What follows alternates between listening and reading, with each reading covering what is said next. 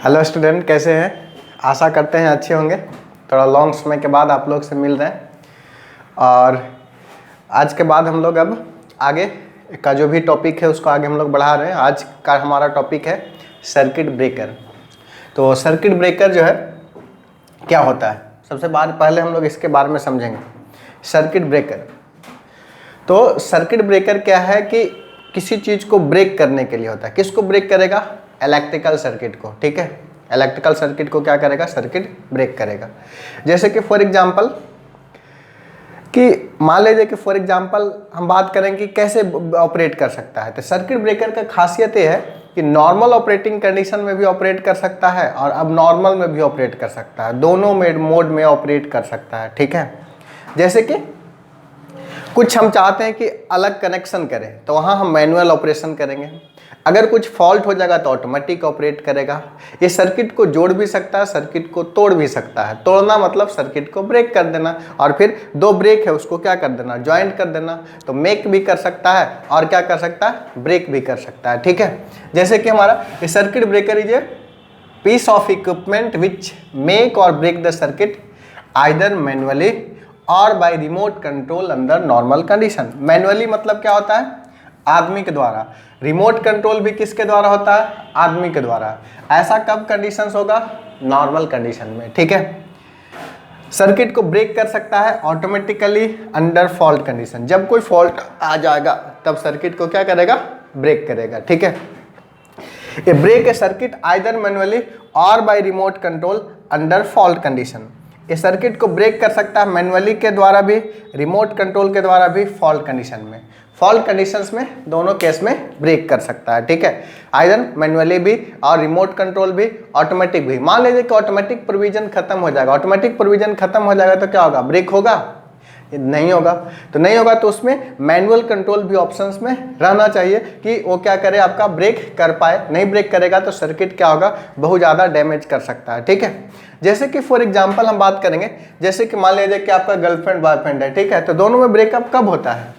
दोनों में ब्रेकअप तब होता है जब कुछ अबनॉर्मल कंडीशन आता है। जब तक अबनॉर्मल कंडीशंस नहीं आएगा तब तक ऑटोमेटिक ब्रेकअप नहीं होगा। ठीक है, तब तक ऑटोमेटिक ब्रेकअप नहीं होगा। लेकिन अब नॉर्मल कंडीशंस में भी कोई अगर ब्रेक करना चाहेगा तो ब्रेक कर सकता है, मैनुअल और सब प्रोविजन है। लेकिन अब नॉर्मल कंडीशन जब तक नहीं आएगा, अब नॉर्मल आ जाएगा तो ऑटोमेटिक वर्क करना चालू कर देता है। ठीक है, बात समझे? इसी तरह से सर्किट ब्रेकर है। तो यानी कि सारी चीज जो इलेक्ट्रिकल का है ह्यूमन बीइंग से रिलेटेड है। आप उसको जनरलाइज टर्म में सोचिए, ज्यादा आपको समझ में आएगा। ठीक है, बात समझे? तो ये सर्किट ब्रेकर क्या करता है? सर्किट को ब्रेक कर सकता है आइदर मैनुअली और क्या? ऑटोमेटिक। ऑटोमेटिक कब होगा? जब फॉल्ट आएगा। मैनुअली कब होगा? ये फॉल्ट के दौरान भी हो सकता है और फॉल्ट नहीं आए तब भी हो सकता है। ठीक है, यानी कि आदमी कब उसको ऑपरेट कर सकता है? जब कुछ फॉल्ट आ जाए। नहीं भी फॉल्ट आए तब भी ऑपरेट कर सकता है उसको। यानी कि इसमें मैनुअल भी प्रोविजन है और ऑटोमेटिक भी प्रोविजन है। साथ साथ रिमोट कंट्रोल भी होता है। रिमोट कंट्रोल होता है जैसे कि फॉर एग्जांपल आप डायरेक्टली नहीं कर रहे हैं, आप बीच में हैं, बीच में आपका क्या आ गया? रिमोट आ गया। और मान लीजिए कि आप टीवी बंद करने वाले हैं, तो टीवी बंद करने वाले हैं, आप बंद करने वाले हैं, एक तो डायरेक्ट आप बटन जाके टिपिएगा तो बंद हो जाएगा। लेकिन एक बीच में क्या आ गया? मीडियम आ गया, जो कि क्या हो गया? रिमोट हो गया। तो वो रिमोट कंट्रोल मतलब ऑटोमेटिक तो वही आदमी के द्वारा ही कंट्रोल है, तो उसको बोलेंगे हम लोग मैनुअल कंट्रोल ही बोलेंगे। रिमोट कंट्रोल को भी मैनुअल कंट्रोल बोलेंगे। ठीक है, तो ये आपका नॉर्मल कंडीशन में भी वर्क कर सकता है, नॉर्मल कंडीशन में। लेकिन हम लोग पिछले क्लास में हम लोग पढ़े थे, स्विच के बारे में पढ़े थे। स्विच क्या है? तो स्विच जो है सो ऑटोमेटिक को ब्रेक नहीं करता है। ठीक है, वो हम मैनुअल हमारा उसको ब्रेक नहीं करवाते। उससे एक्सेसिव जो है स्विच हमारा कब वर्क करता है? हमारा वो मैनुअल वर्क करता है, ऑटोमेटिक वर्क नहीं करता है। लेकिन फ्यूज के बारे में पढ़े थे। फ्यूज क्या है? एक पीस ऑफ वायर है जो कि एक्सेसिव करंट होता है तो क्या होता है? मेल्ट कर जाता है।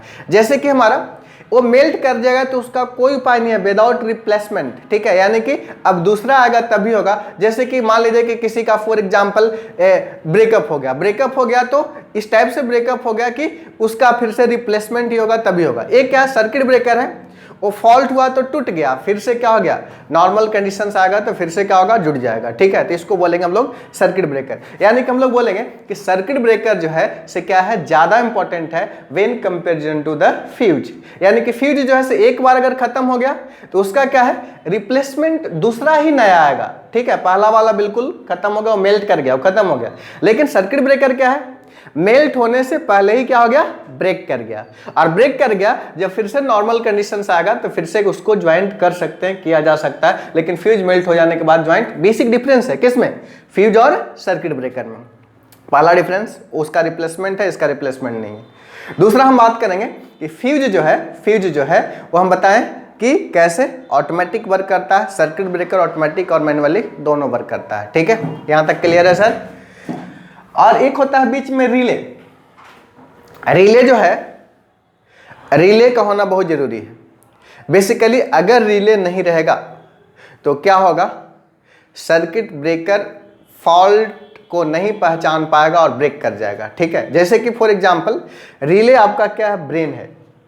अगर आपके पास अगर ब्रेन नहीं रहेगा तो आप कितना भी फिजिकल वर्क कर लें, कुछ भी कर लें तो ब्रेक कर जाएगा। ठीक है, बात समझे। तो यानी कि रिले क्या करता है, बेसिकली किसी को ब्रेक होने से, किसी को खराब होने से वो बचाता है, वो नहीं बचाता है। बेसिकली क्या होता है कि रिले एक सिग्नल को जनरेट करता है, जिस सिग्नल को बोलते हैं ट्रिप सिग्नल। और वो ट्रिप सिग्नल क्या किसके पास जाता है, तो सर्किट ब्रेकर के पास जाता है। तो वो ट्रिप सिग्नल सर्किट ब्रेकर को क्या बोलता है, अब फॉल्ट आने वाला है या आ गया है, जल्दी से ब्रेक करो। अगर नहीं ब्रेक होगा तो क्या होगा, और अदर इक्विपमेंट है वो भी क्या हो जाएगा, डैमेज कर जाएगा। अगर डैमेज कर जाएगा तो बहुत हेवी डैमेज हो सकता है। तो रिले का भी होना पूरा सर्किट में जरूरी है। अगर रिले जो है आपका माइंडसेट है, अगर रिले आपका खराब हो गया तो समझिए कि हेवी डैमेज हो सकता है, क्योंकि रिले ही सिग्नल पहुंचाता है किसको, सर्किट ब्रेकर को। अगर रिले नहीं रहेगा तो सर्किट ब्रेकर ऑपरेट नहीं करेगा। बेसिकली देखिए हमारा इसका प्रिंसिपल्स हमारा है क्या, कब होता है, आखिर हमारा फॉल्ट होगा तभी होगा ऐसा। देखिए, a circuit breaker essentially consist of fixed and moving contact. A circuit breaker essentially consist of fixed and moving contact called electrode. एक आपका फिक्स्ड कॉन्टैक्ट है, एक आपका क्या है बताइए, मूविंग कॉन्टैक्ट है। तो फिक्स्ड कॉन्टैक्ट है उसको बोलेंगे जो कि मूवेबल नहीं है। मूविंग कॉन्टैक्ट किसको है, जो कि आपका मूवेबल है। तो जो मूवेबल है उसको क्या बोलेंगे हम लोग, मूविंग कॉन्टैक्ट। और क्या है, एक क्या है बताइए, फिक्स कॉन्टैक्ट है। ठीक है, जैसे कि फॉर एग्जांपल मान के चलिए कि फॉर एग्जांपल आप मान लीजिए कि बॉयज हैं, तो आप बॉयज हैं तो आप अपने घर में रह रहे हैं, आप अपने घर में रह रहे हैं तो आप क्या हो गया, फिक्स्ड हो गए। लेकिन आपकी यदि शादी हो गई तो एक लाइफ पार्टनर आया आपका, लाइफ पार्टनर गर्ल्स है, तो क्या हो गया, मूविंग कॉन्टैक्ट हो गया। मूविंग मतलब एक प्लेस से दूसरे प्लेस पर आ गया। ठीक है, तो उसको क्या बोलेंगे हम लोग, मूविंग कॉन्टैक्ट बोलेंगे। ठीक है, तो यानी कि एक फिक्स कॉन्टैक्ट है, दूसरा क्या है, मूविंग कॉन्टैक्ट है। ठीक है, तो मूव कौन करेगा बताइए, फिक्स नहीं करेगा, कौन करेगा, मूविंग कॉन्टैक्ट करेगा। ठीक है, कब करेगा, जब रिले सिग्नल उसको देगा। कैसे देगा, देखिए ध्यान दीजिए, यहां पर बैटरी है भी। अब देखिए हमारा कब हमारा मूविंग कॉन्टैक्ट मूव करेगा। देखिए एक आपका फिक्स है, एक आपका फिक्स है। अब देखिए हमारा ये मान लीजिए फिक्स है, ये देखिए हमारा फिक्स है। अब मान लीजिए कि फॉर एग्जांपल, अब मान लीजिए कि ये फिक्स है, एक मान लीजिए कि फिक्स कॉन्टैक्ट है, एक मान लिया जाए मूविंग कॉन्टैक्ट है। इधर मान लीजिए कि मूविंग कॉन्टैक्ट है, ये मान लीजिए कि फिक्स कॉन्टैक्ट है।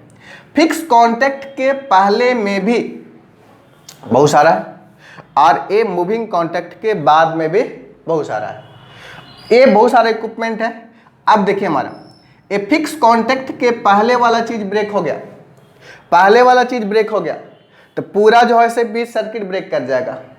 अगर इसके बाद वाला होगा तो पूरा कनेक्शन कट जाएगा। तो जैसे कि मान के चलिए कि सर्किट ब्रेकर जो है मान के चलो कि एक बॉयज है, एक तरफ मान लिया जाए कि ए इधर में उसकी मान लीजिए कि बहुत ज़्यादा झगड़ा भी होता है, इधर मदर है, इधर मान लीजिए कि वाइफ है फॉर एग्जांपल। अगर मान लीजिए कि इधर ब्रेक होता है तो भी पूरा सर्किट ब्रेक कर जाएगा, ए साइड ब्रेक होता है पूरा सर्किट ब्रेक कर जाएगा। ठीक है, तो क्या होना पड़ेगा बताइए, ये दोनों को सही सलामत होने के लिए इसको फिक्स कॉन्टैक्ट को यहीं पर रहना होगा। अगर फिक्स कॉन्टैक्ट यहीं पर नहीं रहेगा तो कहीं ना कहीं सर्किट ब्रेक कर जाएगा। ठीक है, तो ये हमारा मूवेबल कौन सा हुआ, इधर वाला पोर्शन, और कौन सा पोर्शन, इधर वाला पोर्शन हुआ, दोनों ही मूवेबल हुआ। अब देखिए हमारा कि कैसे ऐसे ऑपरेट करता है। अब अनबैलेंस क्यों होगा? अनबैलेंस मान ले बस बार में बैलेंस हुआ, वोल्टेज अनबैलेंस हो गया। यहाँ पर मान ले कि हेवी करंट हुआ, अगर हेवी करंट होने लगेगा तो यहाँ पर एक ट्रिप कॉइल है, ये ट्रिप कॉइल क्या करेगा? सिग्नल को जनरेट करेगा। और ये यदि सिग्नल को जनरेट करेगा तो इसके पास हमारा सर्किट ये हमारा कब जनरेट करेगा? कब ऐसा होगा? जब हेवी करंट होगा, करंट ट्रांसफार्मर मापेगा, ये जो है कांटेक्ट यहाँ पर आएगा तो ट्रिप सिग्नल जनरेट करेगा। ट्रिप सिग्नल फिर किसके पास जाएगा? सर्किट ब्रेकर पर से जाएगा। यहाँ पर हम फिजिकल नहीं दिखा पा रहे हैं, लेकिन ये ट्रिप सिग्नल इसके पास देगा, फिर सर्किट ब्रेकर क्या करेगा? ब्रेक कर जाएगा। और सर्किट ब्रेकर ब्रेक कर जाएगा, इसके बाद पूरा जो आगे का इक्विपमेंट है वो डैमेज होने से क्या हो जाएगा? बच जाएगा।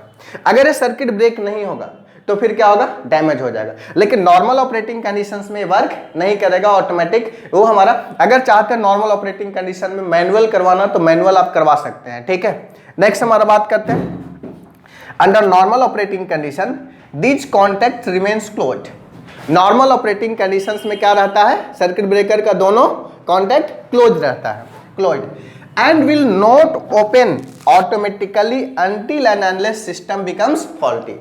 मान ली कि दो रिलेशनशिप है, ये कब तक हमारा नॉर्मल ऑपरेटिंग कंडीशंस में क्या हो रहा है? वर्क कर रहा है। लेकिन ये ओपन कब होगा? जब अब नॉर्मल होगा, कोई सिस्टम में क्या आएगा? फॉल्ट आएगा। फॉल्ट आएगा तो ऑटोमेटिक ब्रेक होगा यार, ठीक है, समझे? तो ये जो है जब सिस्टम में फॉल्ट आएगा तो ऑटोमेटिक क्या होगा? सिस्टम बिकम्स फॉल्टी होगा तो सर्किट ब्रेकर क्या होगा? ब्रेक करेगा। देखिए, when the contact of circuit breaker are separated, अब देखिए क्या क्या हो सकता है बताइए। मान लीजिए कि फॉर एग्जांपल गर्लफ्रेंड बॉयफ्रेंड है, अगर ब्रेकअप होगा तब क्या क्या होगा सोच सकते हैं। मान लीजिए कि उसी चल के आगे चल के उसको हम लोग डाइवोर्स नाम दे देते हैं, अगर पति पत्नी है तो, गर्लफ्रेंड का है तो उसको ब्रेकअप नाम देते हैं। अगर वैसा होगा तो क्या होगा बताइए?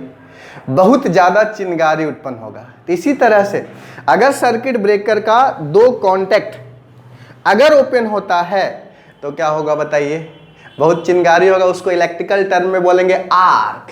आर्क मतलब क्या? आग लगना। यदि हमारा when the contact of circuit breaker are separated under fault condition and arc is struck between them, ये दोनों कॉन्टैक्ट के बीच क्या होगा? आर्क पैदा होगा। आर्क मतलब आग लगना। जैसे ब्रेकअप होगा तो किसी एक के पास आर्क पैदा नहीं होगा, ऐसा नहीं कि लड़का के पास होगा लड़की के पास नहीं होगा, दोनों तरफ आर्क पैदा होगा, दोनों के बीच में आर्क पैदा होगा, जिसको बोलेंगे क्या? आग लगना, ठीक है। तो इसको हम लोग बोलेंगे आर्क जनरेशन होना। आर्क जनरेट कब होता है? जब हमारा क्या होता है? दो कॉन्टैक्ट क्या करता है? ब्रेक करता है। दो कॉन्टैक्ट ब्रेक करता है तो वहां पर क्या होता है? आग लगता है, आर्क एक्सटेंशन होता है, ठीक है। देयरफॉर सबसे सर्किट ब्रेकर के साथ मेन प्रॉब्लम क्या है बताइए? आर्क को कैसे बुझाया जाए कि आग लगे, उसको कैसे तेज नहीं होने देना है, सबसे मेन रीजन से है।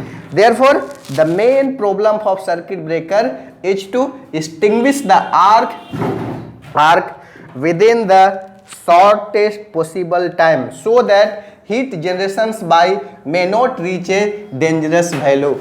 यानी कि यदि आग लगता है तो उसको क्या करना है? कम से कम समय में बुझाने की कोशिश करना है, नहीं तो फिर क्या होगा?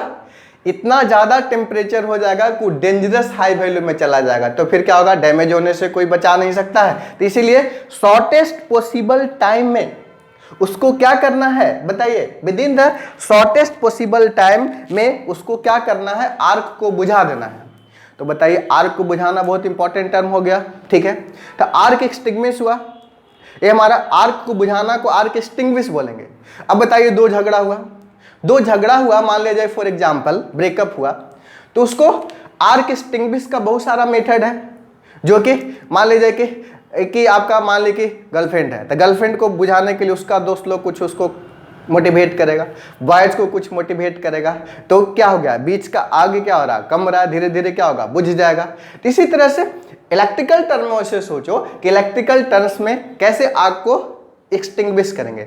आग कैसे बेसिकली लग रहा है बताओ?